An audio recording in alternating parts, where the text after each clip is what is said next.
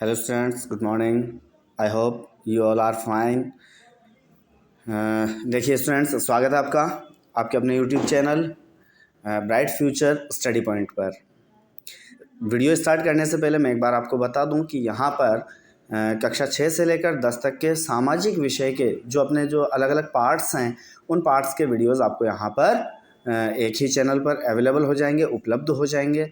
यहाँ पर class wise जब आप मेरा यूट्यूब चैनल जो है उसको सब्सक्राइब करेंगे तो आपको अलग अलग जो क्लास वाइज जो है आपको प्लेलिस्ट मिलेगी। उस प्लेलिस्ट में आप अपनी क्लास के हिसाब से अपने वीडियोस चूज़ कर सकते हैं और देख सकते हैं।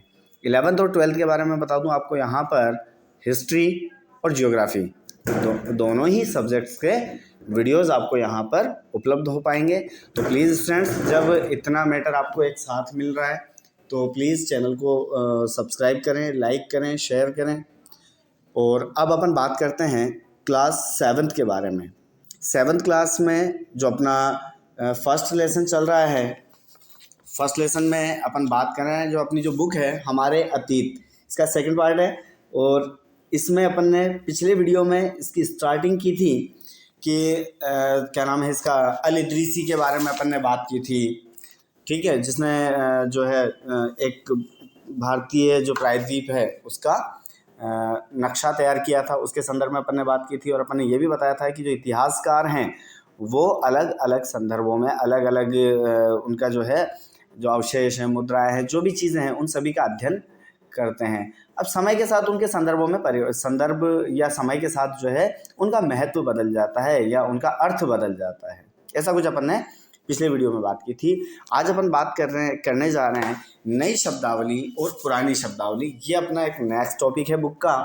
तो देखिए, अपने जब आप इसके अंदर पढ़ेंगे तो आपको पता लगेगा कि यहाँ पर देखिए ये एक नाम दिया हुआ है, फारसी इतिहासकार थे मिन्हाज ए सिराज, ठीक है। इन्होंने एक हिंदुस्तान शब्द का प्रयोग किया था। देखिए अब आपको यहाँ पर बात यह है समझाने वाली, इसमें जो टॉपिक है वो देखिए नई और पुरानी शब्दावली, अर्थात नए और पुराने शब्दों के अर्थों के बारे में बताया जाएगा। जैसे कि पिछले वीडियो में अपन ने बात की थी कि जो इतिहासकार हैं वो पुरावशेषों का अध्ययन करते हैं, ठीक है। तो जब वो अध्ययन करते हैं उनकी पृष्ठभूमियों का ध्यान रखा जाता है, सूचनाओं के संदर्भों का ध्यान रखा जाता है, क्योंकि अब देखिए समय के साथ उनका अर्थ कैसे बदलता है वो चीज़ आपको इस टॉपिक के माध्यम से समझाई जा रही है। तो जो मिन्हाज ए सिराज थे, इन्होंने हिंदुस्तान शब्द का प्रयोग किया था 13वीं सदी में। फारसी इतिहासकार हैं मिन्हाज ए सिराज, इन्होंने हिंदुस्तान शब्द का प्रयोग किया 13वीं सदी में। तो उन्होंने जो हिंदुस्तान शब्द लिया वो काय के लिए लिया था?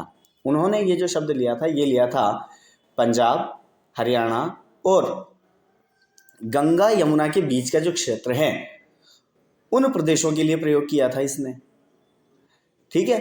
हिंदुस्तान शब्द का प्रयोग पंजाब, हरियाणा और गंगा यमुना के बीच का जो प्रदेश है उसके लिए इन्होंने इस शब्द का प्रयोग किया था। लेकिन धीरे धीरे समय के साथ इसमें परिवर्तन हुआ।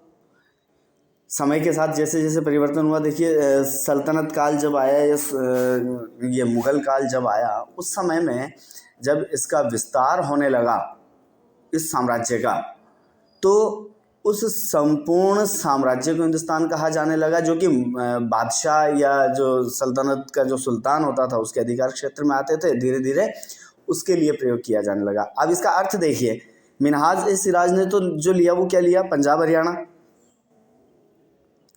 हरियाणा लिया, लेकिन उसके साथ साथ गंगा और यमुना के बीच का प्रदेश भी लिया। लेकिन जैसे जैसे समय बदलता चला गया, हम मध्यकाल में तो चल ही रहे हैं, जब हम आगे की तरफ बढ़ते आए इस मध्यकाल के उत्तरार्ध में, मध्यकाल का जो अंतिम समय था उस समय में जब हम आते हैं तो इसका जो साम्राज्य था उसका विस्तार हुआ। और साम्राज्य के विस्तार होने से हिंदुस्तान जो शब्द है, इस हिंदुस्तान शब्द का अर्थ ही धीरे धीरे बदलता चला गया।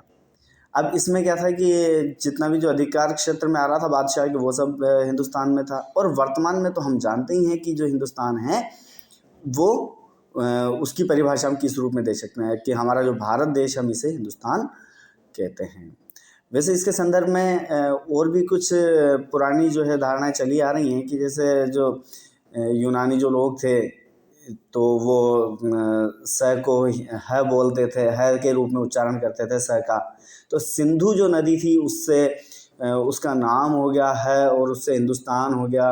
भाई सिंधुस्तान, हिंदुस्तान, भाई सिंधु का जो स्थान था उसके लिए उन्होंने हिंदुस्तान शब्द का प्रयोग किया। कुछ ऐसा भी जो है इसके बारे में विचार प्रचलित है। खैर, अपने जो सिलेबस में अपन उसके बारे में बात करें कि मिनहाज ए सिराज, इसने जो हिंदुस्तान शब्द का प्रयोग किया, देखिए अच्छा क्वेश्चन है कि किस अर्थ में किया था। वो किया था पंजाब, हरियाणा और गंगा यमुना के बीच का वो प्रदेश जो कि दिल्ली सुल्तान के अधिकार क्षेत्र में आता था। अब ये जो अधिकार क्षेत्र है समय के साथ बदलता चला गया, ठीक है।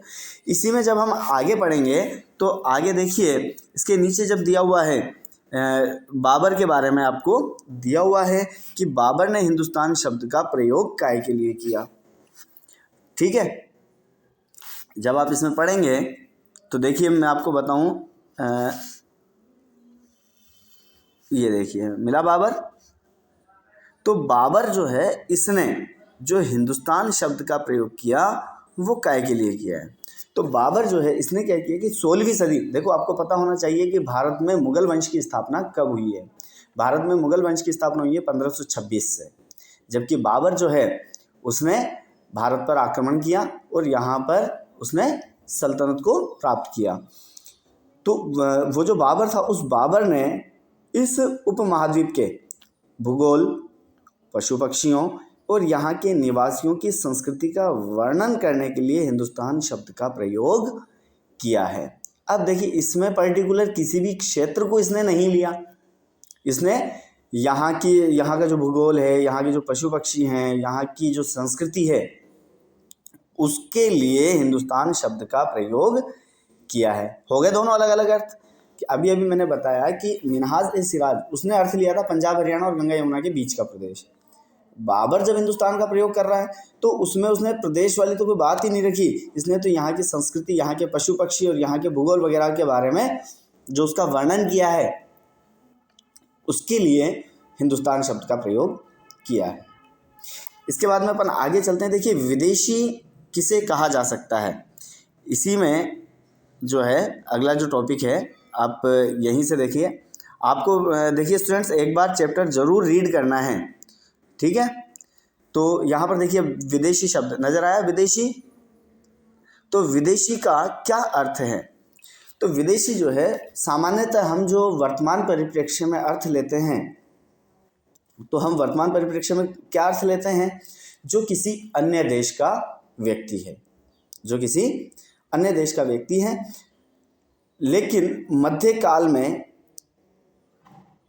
विदेशी शब्द का जो अर्थ लिया जाता था वो ऐसे व्यक्ति के संदर्भ में लिया जाता था जो किसी अन्य गांव का या अन्य क्षेत्र का है और हमसे अनजान है, अर्थात जिसको हम नहीं जानते हैं, जो अन्य गांव का है या अन्य प्रदेशों का है, अन्य प्रदेश का है, उस व्यक्ति के लिए हम किस वर्ड का यूज करते थे? परदेशी या विदेशी। विदेशी को जो है हिंदी में परदेशी कहा जाता है और फारसी में इसको कहा जाता है अजनबी। ओके स्टूडेंट्स, अब देखिए मैं आपको बता दूं कि ये जो आपको चैप्टर्स जो मैं बता रहा हूं टॉपिक टू टॉपिक आपको हर लेसन एक्सप्लेन भी किया जा रहा है।